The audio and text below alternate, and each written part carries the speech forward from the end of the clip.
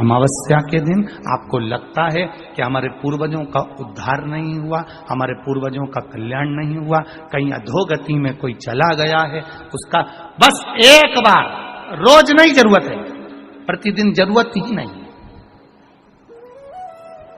महीने में एक बार अगर अमावस्या के दिन भी आपने चंदन के थोड़ा सा चंदन अगर मेरे देवाधिदेव महादेव को 7 स्थान पर समर्पित किया है। अशोक यहाँ पर वर्णन कर रही है, मैना, धन्य और कला की कथा कर रही है। तीनों ने सनकादि ऋषियों से मांगा। चंदन भगवान को अति प्रिय होता है और चंदन ही एक ऐसा होता है जो पितरों को भी प्रिय होता है, जिसका स्पर्श मात्र लगने से पूर्वजों का कल्याण हो जाता है। वो चंदन का 7 स्थान शिवलिंग के बताए हैं, जहां पर भूल से भी अगर कोई चंदन की उंगलियां लगा देता है, 7 स्थान ऐसे हैं जहां चंदन की मात्र उंगलियां लगा देने से ही शिव पितृलोक के पितरों को मुक्ति प्रदान करके वैकुंठ लोक का निवास दे देते हैं। 7 स्थान।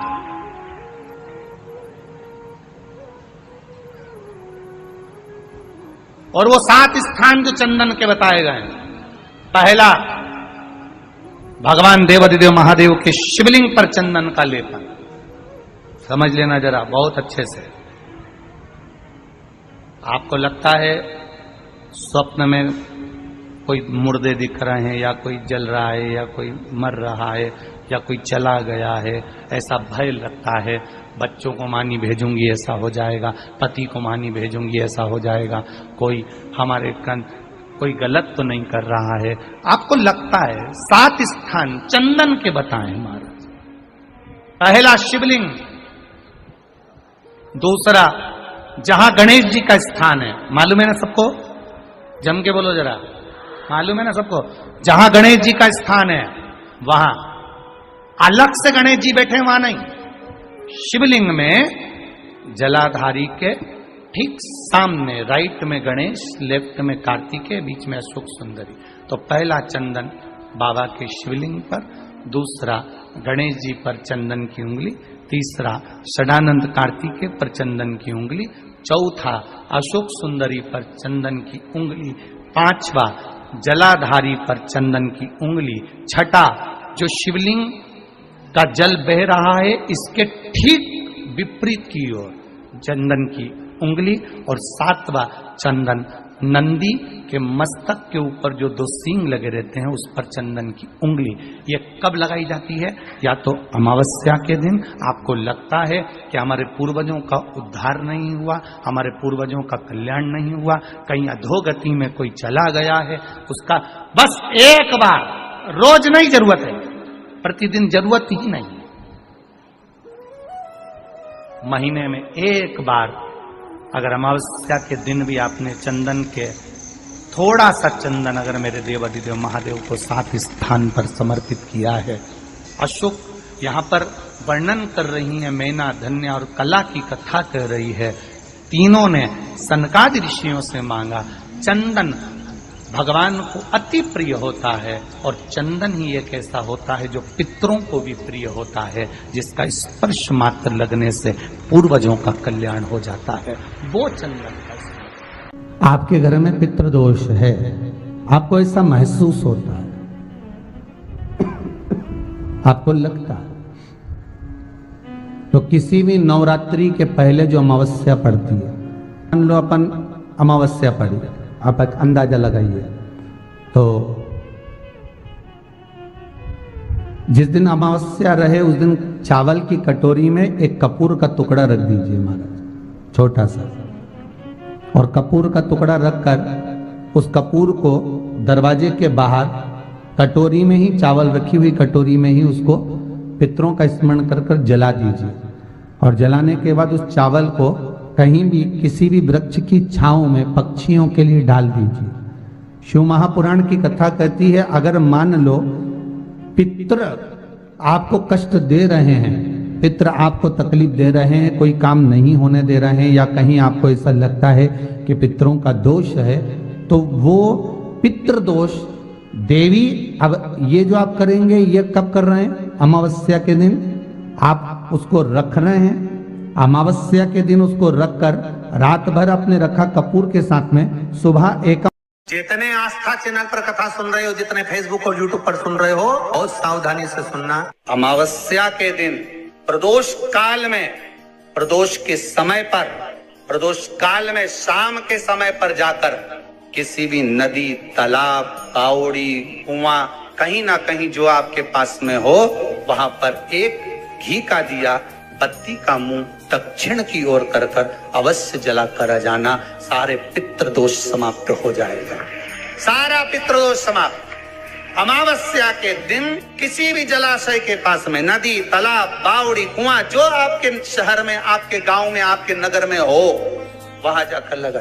अगर नदी, तालाब, बावड़ी, कुआं नहीं है तो पीपल का वृक्ष हो या बेलपत्री का वृक्ष हो या बट का वृक्ष हो, उसके नीचे लगा दो प्रदोष काल में। पर अमावस्या के दिन लगाएं जरूर। अमावस्या के दिन पितृ शाम के समय प्रदोष काल में शंकर भगवान का नाम जाप कर कर नदी, तालाब, बावड़ी पर पानी पीने जाते हैं।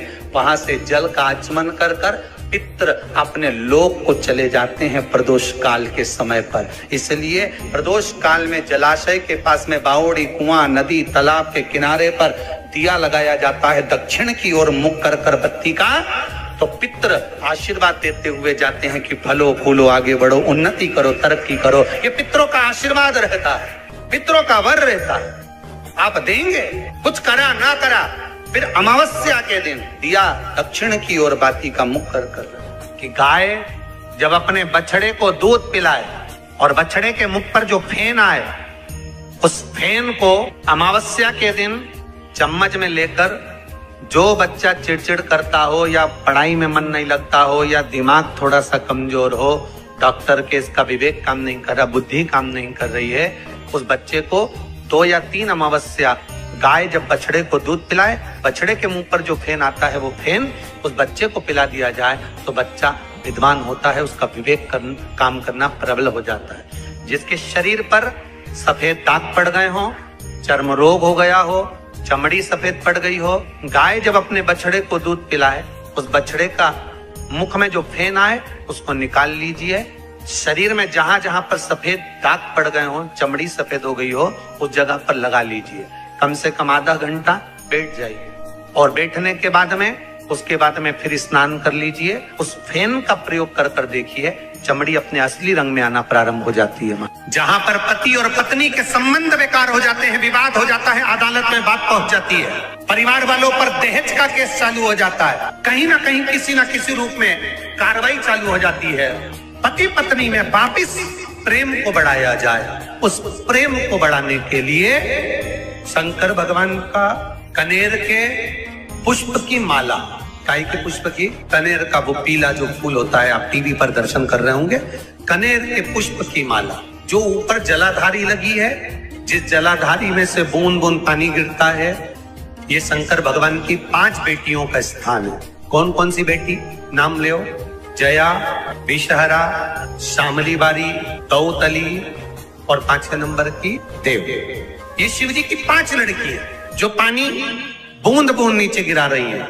शंकर भगवान की बेटियों के स्थान से शंकर भगवान की जो ये जलाधारी है, जलाधारी अशोक सुंदरी वाला स्थान, ये जो जलाधारी है, बेटियों के स्थान से जलाधारी तक जो कनेर के माला बनाकर स्पर्श कर कर लगा देता है, प्रदोष काल के समय पर उस पति पत्नी में कितना भी झगड़ा हो रहा हो, आपस में प्रेम बनना प्रारंभ हो जाता है। अदालत का केस धीरे धीरे समाप्त हो गया, अदालती कार्रवाई। यहां तक कहा गया कनेर का पुष्प, भाई भाई में विवाद हो रहा हो, जमीन के लिए विवाद हो रहा हो, किसी प्रॉपर्टी के लिए विवाद हो रहा हो, या किसी अन्य विवाद में पड़े हुए हो, या तुम्हारे दुश्मन बढ़ रहे हो, तो भी कनेर का पुष्प शिव को समर्पित किया जाए। जो हनुमान जी महाराज को 3 तरह की माला समर्पित होती है, एक आकड़े के पत्ते की, दूसरी बेलपत्र के पत्ते की, तीसरी पीपल के पत्ते की। ये 3 तरह की माला जब शंकर हनुमान जी महाराज को समर्पित होती है, जिस समय पर अगर व्यक्ति के जीवन में बहुत भारी रोग हो गया है, बहुत ज्यादा कष्ट हो गया है, कैंसर जैसी बीमारी भी अगर उसको घेर ली है और किडनी लीवर सब बेकार हो गया, तो निवेदन है पीपल के पत्ते की माला बनवाओ 108 पत्ते की, और हनुमान चालीसा का हर पत्ते पर स्मरण करिए महाराज। आप हनुमान चालीसा पढ़ते जाओ, माला में गांठ लगाते जाइए, और वो माला जो व्यक्ति कैंसर से पीड़ित है हाथ का स्पर्श कराइए और शंकर को चढ़ाइए, अपने आप दवाई लगना प्रारंभ होगी। कैंसर जैसा रोग भी धीरे धीरे समाप्ति पर आएगा। कोई बच्चा एग्जाम में बैठ रहा है, सीए की पढ़ाई कर रहा है, कोई बहुत बड़े एग्जाम में बैठा, पास हो ही नहीं रहा, बहुत हार गया, बेलपत्री की माला चढ़ाओ। आप बेलपत्र की माला चढ़ाओ, 108 बेलपत्र, आप श्री शिवाय नमस्तुभ्यम मंत्र का जाप कर कर गांठ लगाकर भगवान श्री हनुमान जी महाराज के सामने पहुंचकर माला को सीधी रखकर, जो व्यक्ति एग्जाम में बैठ रहा है, नौकरी के लिए, अन्य पढ़ाई के लिए, अगर कंपटीशन एग्जाम में भी बैठ रहा है, तो माला को हनुमान जी महाराज, और हनुमान जी कौन से होना चाहिए? पूर्व मुखी। हनुमान दक्षिण मुखी नहीं चाहिए, पूर्व में जिन हनुमान जी का मुख हो वो माला ऐसी समर्पित कर कर हनुमान चालीसा का पाठ कर कर 3 बार स्मरण कर कर माला श्री हनुमान जी को पहना दीजिए। ऐसा कोई एग्जाम नहीं जिसमें से आप निकल ना पाए, पर करना आपको पड़ेगा भगवान, और प्रयास जहां तक हो सके प्रदोष काल में अगर चढ़ाएंगे तो ज्यादा फलदायी रहेगा, प्रदोष काल में। तीसरी है आंकड़े की माला।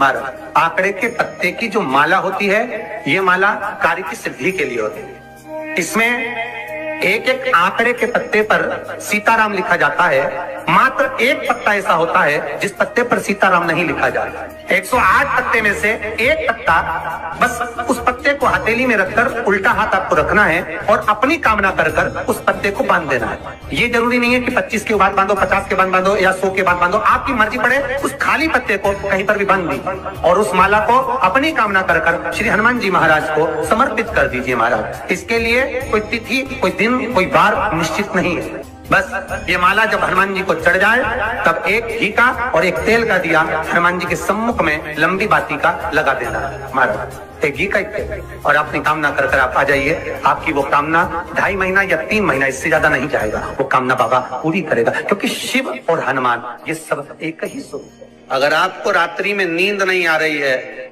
ऐसा लगता है कि रात्रि को 1 घंटा 1.5 घंटा सोने के बाद कुछ गलत गलत विचार आने लगते हैं, नींद सुबह 3 बजे तक 4 बजे तक नहीं आती, 4 बजे के बाद फिर नींद आती है, तो एक प्रैक्टिकल जरूर कर कर देखना। प्रैक्टिकल करने में क्या जाता है, प्रयास करने में क्या कुछ जाता है क्या?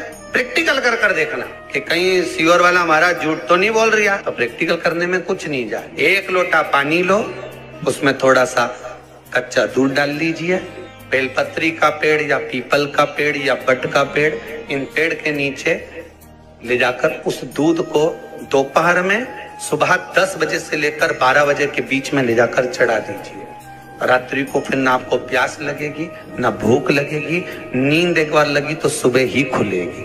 प्रैक्टिकल करने में क्या जाता है? श्री शिवाय नमस्तुभ्यम, सब बोलिए एक बार जमकर, श्री शिवाय नमस्तुभ्यम। प्रैक्टिकल जरूर करना, कहीं सीओर वाला महाराज झूठ तो नहीं बोल रहा। शास्त्रों की बातें हमारे जीवन में हमें सुख प्रदान करे, इसलिए इस भाव का।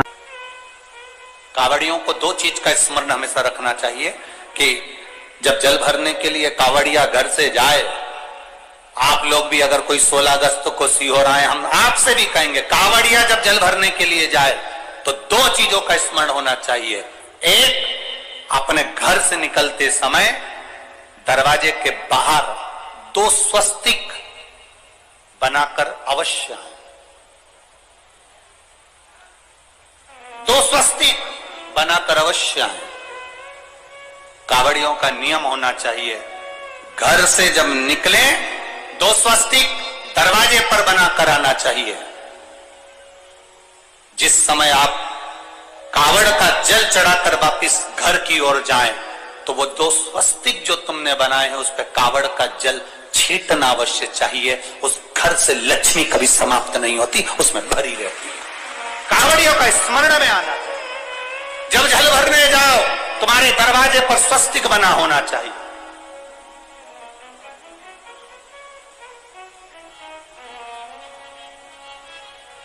तुम्हारे दरवाजे पर 2 स्वस्तिक का स्मरण होना चाहिए। मेरा शिव, मेरे गोरा, मेरा गणेश, मेरी रिद्धि, मेरी सिद्धि, मेरे देव नारायण, लक्ष्मी, राम, सीता, मेरे कृष्ण, मेरी राधा, सब वहीं पर विराजमान हो जाए। सर्वस्व वही।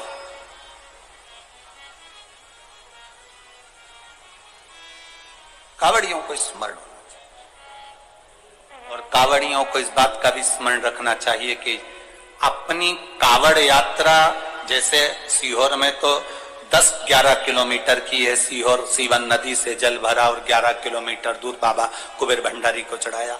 आप सुल्तानगंज से भर रहे हो, हरिद्वार से भर रहे हो, आप प्रयागराज से भर रहे हो, जहां से भी आप जल भर रहे हो या अपने नजदीक से भर रहे हो, जितनी दूर तक कावड़ लेकर जा रहे हो उतनी दूर तक तुम्हारे मुख से व्यर्थ की बात ना निकलते हुए भगवान का नाम निकलना चाहिए।